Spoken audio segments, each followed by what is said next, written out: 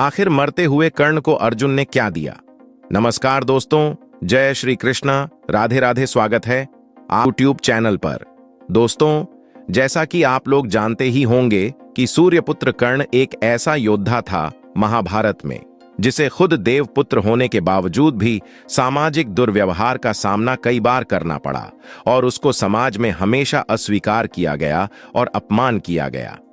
अब कर्ण एक महान योद्धा होने के साथ साथ एक महान दानी राजा था, परंतु कर्ण ने कुरुक्षेत्र में अपने भ्राताओं पांडवों को छोड़कर कौरवों का साथ दिया था। परंतु कौरवों का साथ देने के बावजूद भगवान श्री कृष्ण ने कर्ण से खुश होकर उसे उसके अंतिम समय में वरदान दिया। लेकिन आखिर अर्जुन ने उसे क्या दिया, तो आइए जानते हैं। आप में से ज्यादातर लोग ये जानते होंगे कि कुंती और सूर्य का पुत्र था कर्ण, मगर कुंती ने कर्ण को अविवाहित होते हुए जन्म दिया था और मान सम्मान बचाने के लिए उस बालक को गंगा नदी में प्रवाहित कर दिया था, जिस वजह से एक रथ सारथी ने कर्ण का पालन किया था। यही एक कारण था और वजह बनी जिस वजह से कर्ण को सूतपुत्र कहा जाता था। और साथ ही अविवाहित माता से जन्म और रथ सारथी के पालन पोषण के कारण दानवीर कर्ण को कभी भी समाज में ना ही सम्मान मिला और ना तो अपना अधिकार। यहां तक कि कर्ण के सुतपुत्र होने के कारण द्रौपदी, जिसको कर्ण अपनी जीवन संगनी बनाना चाहता था, उस द्रौपदी तक ने कर्ण से विवाह करने से इनकार कर दिया था। और इन्हीं सब वजह से ही कर्ण पांडवों से बहुत घृणा करता था और इसी कारणवश से महाभारत युद्ध में भी कौरवों का साथ दिया। अब एक महान दानवीर राजा होने की वजह से भगवान श्री कृष्ण ने खुद जाकर कर्ण के अंतिम समय में उसकी परीक्षा लेने की सोची और कर्ण के करीब जाकर उससे दान में कुछ मांगने का सोचा।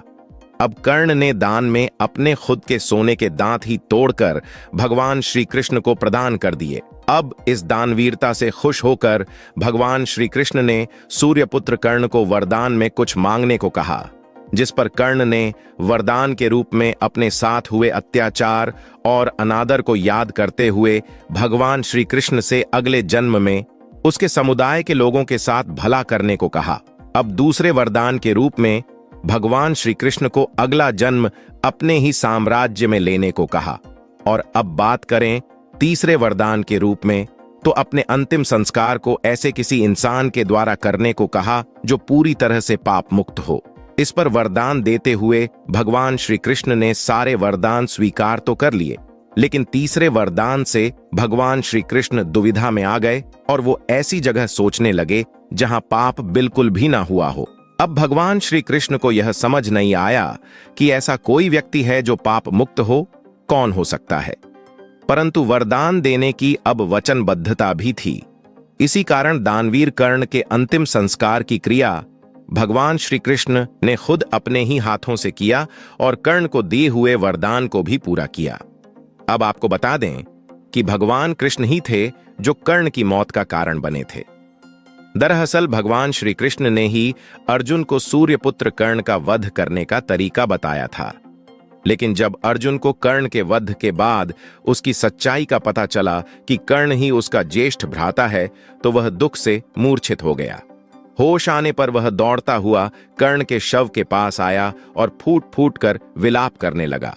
इसके बाद उसने कर्ण से अनजाने में हुए उसके द्वारा किए गए पाप के लिए माफी मांगी और उसे बड़ा पश्चाताप हुआ कि उससे अनजाने में कितनी बड़ी भूल हो गई और उसने धोखे से कर्ण जैसे महान योद्धा का वध कर दिया।